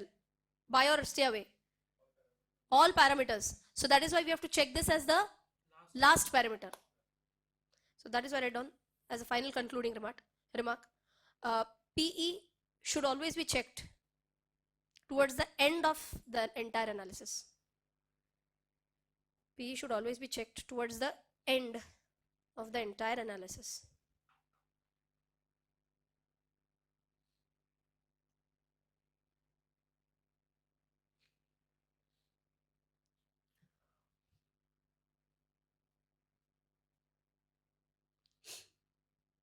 Is this okay? Yes. Correct. So that's what I told you. Out of our 8 factors, if 7 are good and P is showing bad, why it is very expensive? Then what does it mean? It is demanding a premium valuation because it's a good company. And then still we should go ahead and buy. And if in this case P is less, it's like sone pe suhaga. Huh? No. He's saying out of 8, 7 are showing good. P is also less. Can't get better. Icing on the cake. Escorts kaise? You've checked escorts?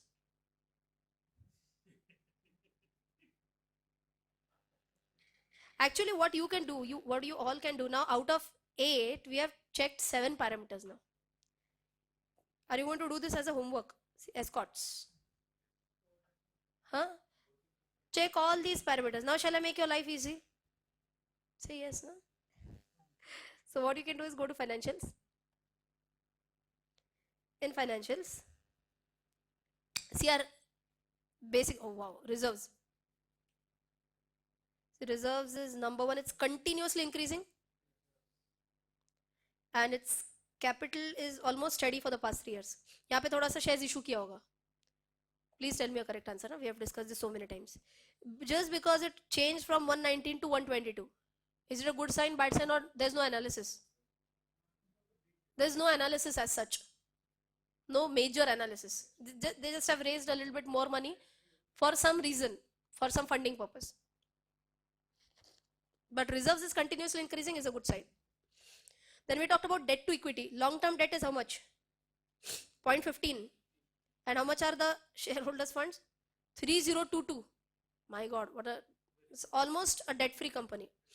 Now to make your life easy, here we have balance sheet. Here we have. But why did I show this towards the end? Because then you would not have paid attention to my calculations, no? And plus, you should also cross-check once or twice, right? You have so many ratios put up here. चाहिए उतने. Okay. So what we were checking were see ROCE, return on capital employed. It's continuously increasing. 3, 4, 14, 20, 23. Fantastic. ROC is increasing. Then one was our current ratio. See, current ratio. See, ideally it should be 2:1, but what I said, anything above 1:1 is not that bad. What is the worst scenario? Stay away scenario कौन सा है? ये वाला stay away scenario था, but it's still it's a very borderline scenario, but still. See, here it has got at 1. Exact break even. It's increasing and it's increasing. Okay. So current ratio is also good. Inventory turnover ratio थोड़ा सा slip हो गया है. I'll tell you quickly what is an inventory turnover ratio. See, inventory turnover ratio 9 का 8, 8 का 9, a little bit slip, a slip. Inventory turnover ratio basically tells us how many times the company was able to turn over its inventory.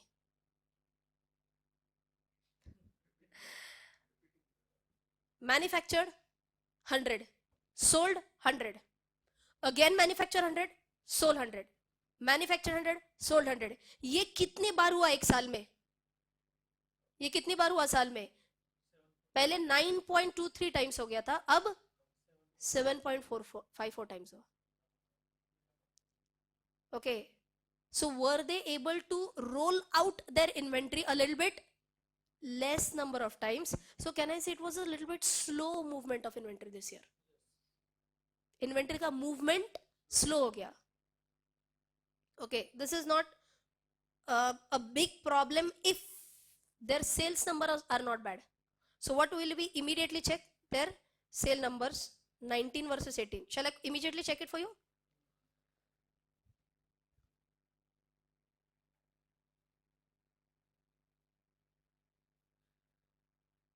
Hmm?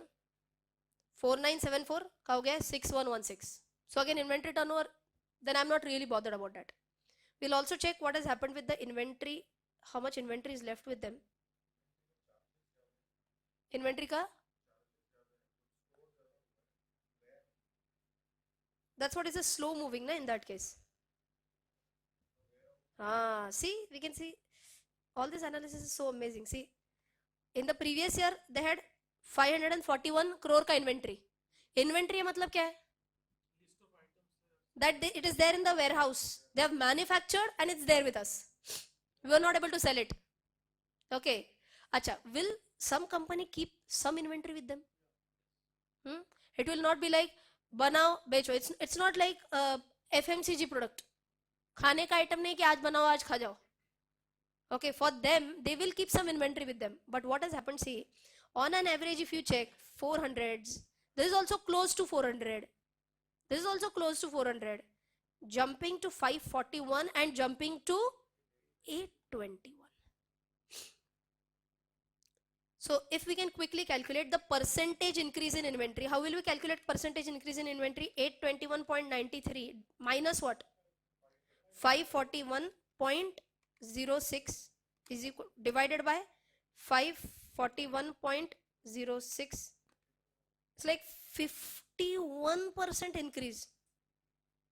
इतना कैसे हो सकता है? Something has gone wrong. 0.93 minus 541.06 divided by 541.06%. 52% increase in inventory. Now what we can check, how much turnover has increased? Percentage. See, if my inventory also has gone up by 51% and my turnover has also, the increase in turnover percentage, that has also gone up by roughly 51%, then it means that maybe demand for my product increased and that is why I'm stocking up higher. Getting my logic? If the demand for my product is increasing, ideally I will stock up higher. Otherwise it will be a stock out situation. Stock out situation बहुत बेकार है. What is stock out situation? Customer is there to buy my product and I'm saying it's not ready, come after 2 days. It's bad position. Okay, so we'll also check quickly how much is there increase in percentage increase in sale. Okay, so now how will we check it? 6116.76 minus, tell me, 4974.15 divided by 49, array yaar, it was 4974, 6116.76 minus 4974.15 divided by 4974.15%.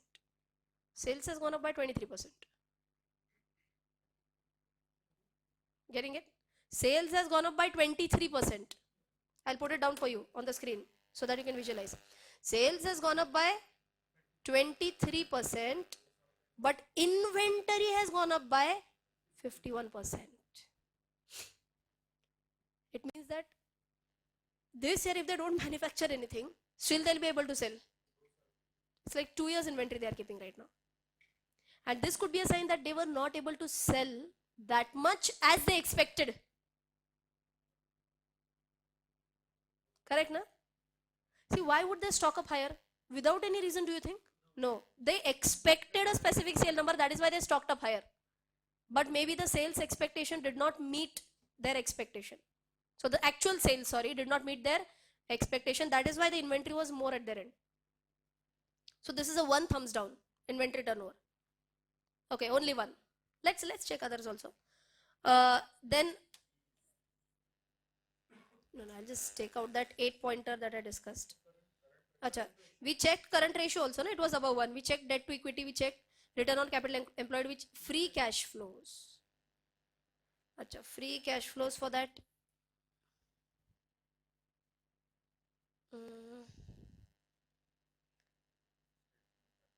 I'm not sure if here I can get it immediately or not. Eh?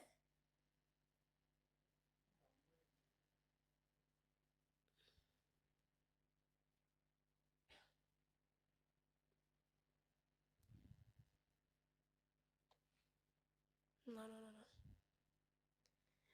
Instead of free cash flows, right now, just as a shortcut, we'll just check the operating revenues at least. Cash flow from operations.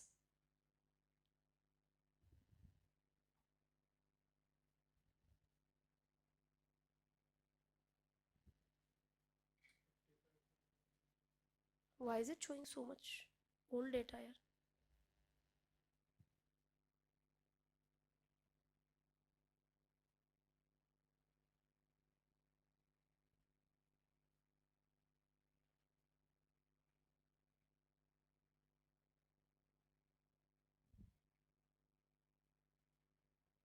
Better way, will quickly download a what?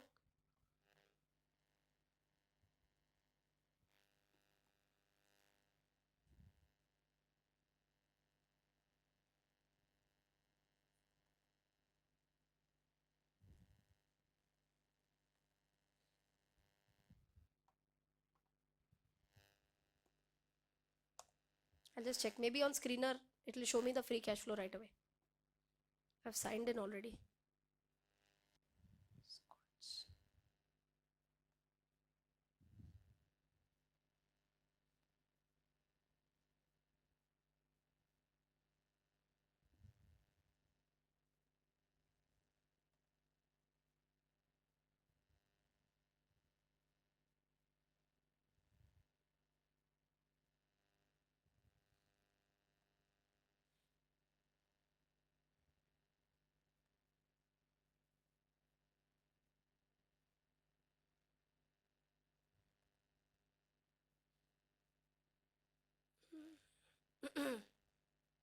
Okay, we'll do one thing. We had escorts, na? Wait. Escorts. Enter. Cash flow.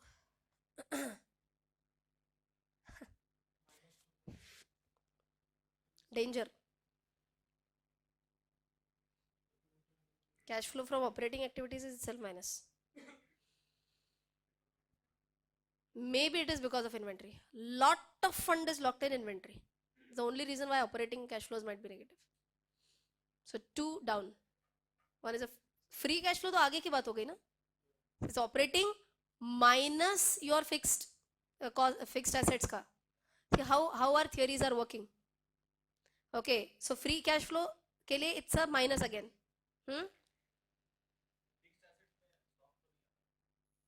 Fixed asset में stock नहीं आएगा. नहीं. That is like a current asset. Why current asset? Why inventory is a current asset? Why?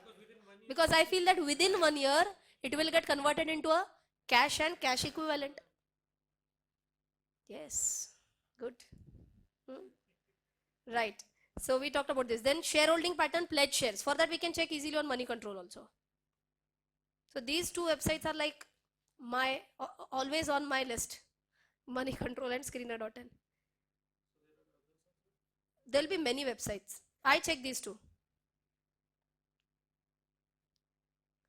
Okay, shareholding. And in shareholding, we have this last one, pledged. No, no pledge shares. So good. PE. Now that is the only point which is pending for escorts. But ideally, if you check this, out of first 7, we got 5 as a thumbs up. Correct, na? Out of 7, we got 5 parameters.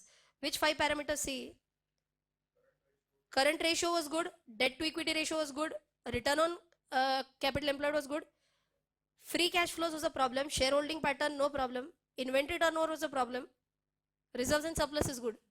And in simple words, there is just one problem of that inventory lock-in. Inventory ज़्यादा पड़ा है, इसके लिए that's a problem for them.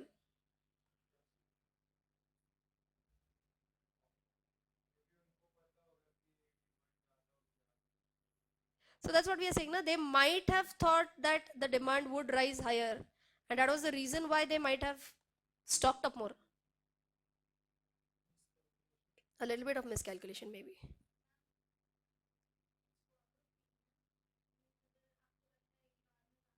Forward P is a different calculation again. Whatever we are checking is the current P. Forward P we have not calculated.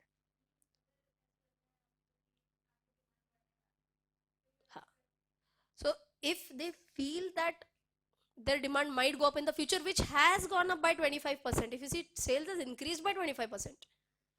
But maybe their expectation was 50%. That is why they stocked up more maybe. Okay. Achha, by the way, PE is 12 and industry P is 15.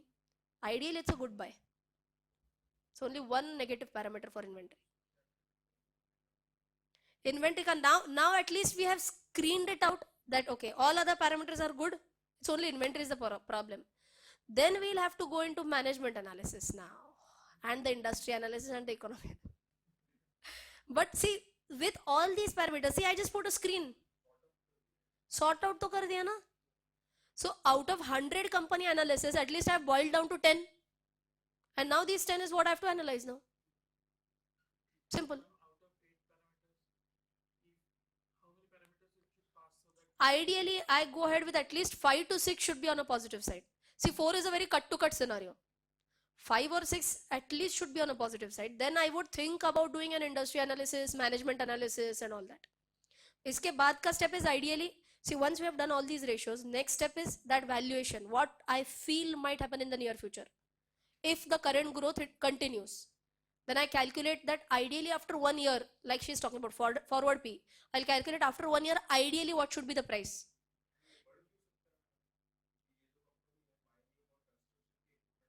Okay, okay.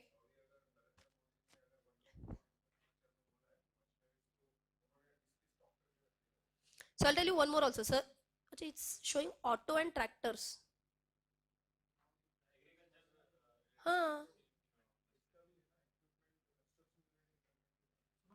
1 minute, 1 minute. I'll show you on screeners one more amazing thing. Huh?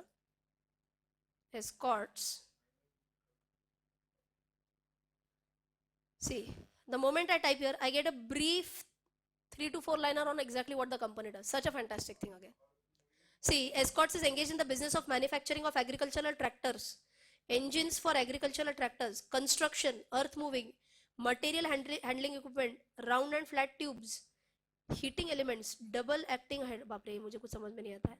अच्छा, for railway coaches, center buffer couplers, ये भी मुझे नहीं पता है. Automobile shock absorbers, telescopic front fork.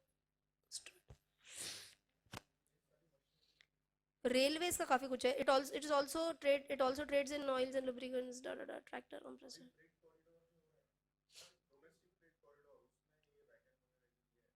Acha. So right now, if infrastructure is one of the key elements of Modi Sarkar, then this can work up well. Even if you see, don't rely on this, but It also shows pros and cons. Exactly. So if the main revenue is coming from tractors, or is the main revenue coming from, aha. So we'll have to also check that.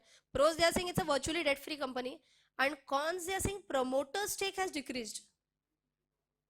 So big factor, alarming scenario. So we have to check why the promoter stake has decreased. Why have they sold it? When have they sold it? How much they have sold? Hmm. Hmm. Exactly. So we'll have to check whether ये originally family run business है, या is it a professionally run business or what? Correct, correct, correct, correct. So if you remember that in some year in between, they had the share capital had gone up. So maybe some they might have sold their own shares, some they might have generated and sold. That is possible. We need to check when did this happen, and then the best thing is Google. When this happened, we'll first try to check when the promoter stake has gone down through Moneycontrol, and then in news you can get to know why, what happened, why have they sold the stake. Yes, we'll have to check what happened exactly, then we decide. And the company has a lower return on equity of 13.77% for last 3 years. I don't think this is a con at all. See, I'll tell you, they will give their own pros and cons. We have to analyze whether this is really a con or not. I don't think that a return on equity of 13% is low. According to me, it is not a low return on equity. If you're expecting 25-30%, then it's okay. But I used my thumb rule of more than 10%. So that's what I said, that don't directly jump onto conclusions. Oh, 2 cons and 1 pro. Don't jump to such conclusions. Analyze whether what they are saying is fair enough or not. One more very amazing thing which you can see here is quarterly results, which very few websites will give you. Quarter on quarter reporting. So if you know this, quarter wise reporting means what? April ended, June ended. Oh, what April ended? Sorry, June ended, September ended, December ended, and March ended. 4 quarters we have, na? Correct? So all these 4 quarters, you can directly see how their sale is performing. And continuously almost going up, barring this quarter. The immediate last quarter also, the sale has dropped a little bit. Correct, na? From 1655 in, this is consolidated again. No, this is standalone only. From 1655 it has gone down to 1632. Not a major drop. Here you can see a major increase also. One more thing that you can always check is March to March. So previous year's March quarter was 1436. Uske previous ka March quarter was 1022. And this year's March is 1632. So effectively March quarter is going up. If it is more into even tractors and all that, then vehicles is again a little bit cyclical. Which quarter will have more demand, which quarter will have a lesser demand, something like that. But this will give you fantastic analysis. So I hope you have written down these 2 websites. One, Moneycontrol, you have already written, but I hope you have also written screener.in. Okay. So tomorrow what we'll do is, tomorrow we'll write down about that inventory turnover ratio first. I'll teach one valuation model, and we'll do a lot of analysis on screener tomorrow. So what you can do is, as a homework, see, we did for this Scots right now. Search some company which you want us all to analyze in the class. So we'll take, no, I can't take everyone's companies, but at least we'll try to analyze 5 companies tomorrow in the class. See, when we do an analysis together, then you will get a better confidence. So tomorrow inventory turnover ratio, then one valuation model, and at least 5 companies on screener is what we'll plan for tomorrow. Okay, I'll see you tomorrow.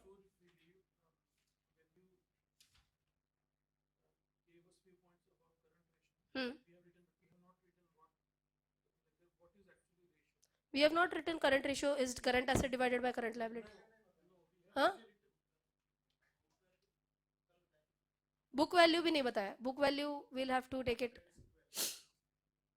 Intrinsic value is a big thing. So actually intrinsic value is used for, book value is not necessarily equal to intrinsic value. Intrinsic value is what should be the value of the share, is what we can calculate by various valuation models. Intrinsic value is what is the true value hidden in the company, fair value. So and that's what I said, to calculate intrinsic value, 20, 25, 30 models you will have. I'll teach you one model which I generally use, earning the enterprise value model. Okay, so with that your intrinsic value will be clear. Just go back to your current ratio. He's saying that, what 2 points we have written for current ratio? Hmm.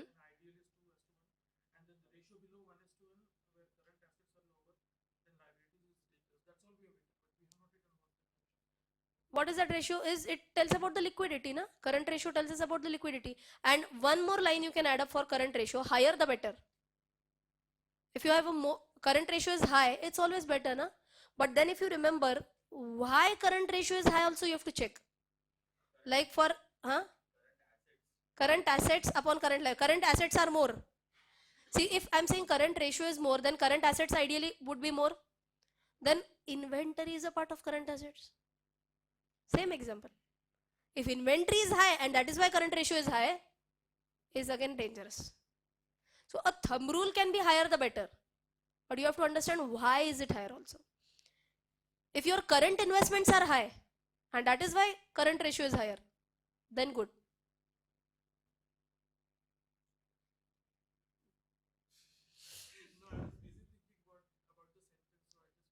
So sentence, a thumb rule is what? Higher current ratio is a better sign, but you also have to understand why is the current ratio higher. If it is higher because of higher inventory, then it's not that good. If it is high because current investments are high, then it's good, no problem. Okay, but otherwise this much dictation is enough for current ratio. Okay, so we'll stop for the day. I'll see you tomorrow. Bye bye.